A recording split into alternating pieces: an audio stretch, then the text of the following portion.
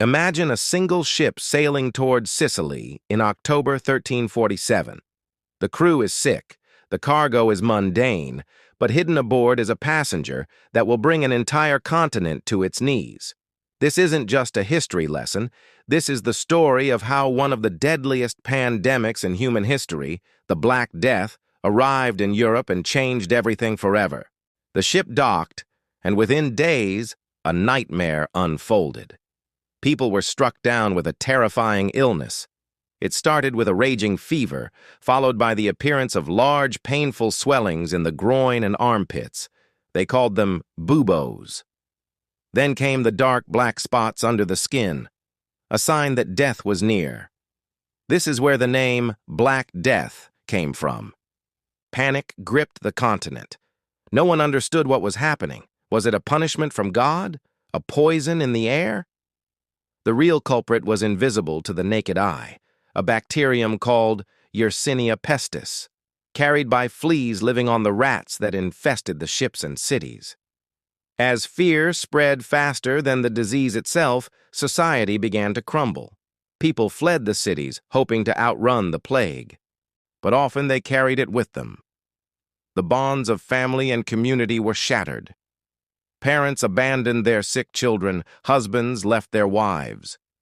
Priests, who were supposed to offer comfort, were often the first to flee or fall ill themselves. Faith wavered as prayers went unanswered. The world seemed to be ending. Between 1347 and 1351, the plague carved a path of destruction across Europe.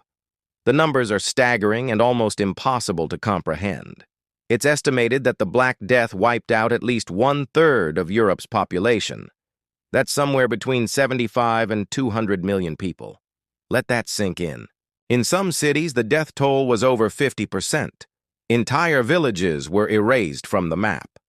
In Florence, the chronicler Giovanni Boccaccio wrote that the city was so full of the dead that there was no one left to bury them with proper rites.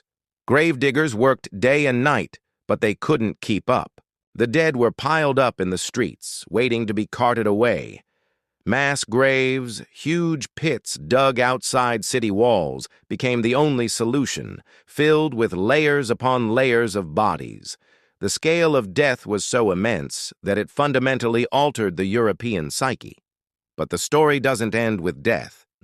From the ashes of this catastrophe, a new world began to emerge.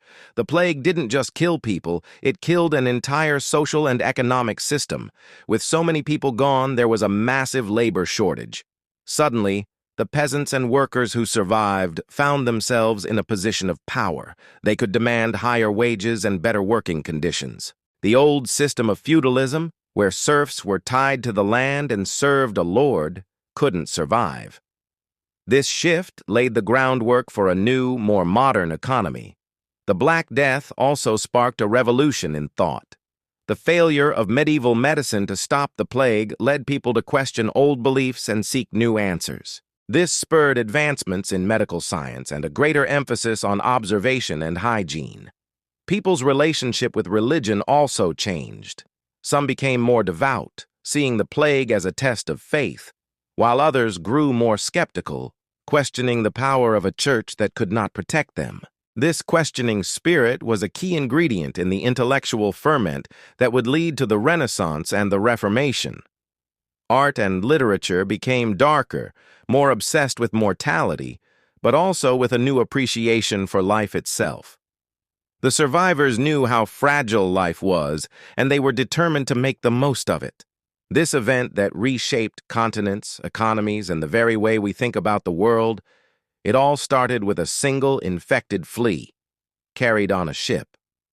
One tiny creature that changed the entire course of human history. Thanks for watching!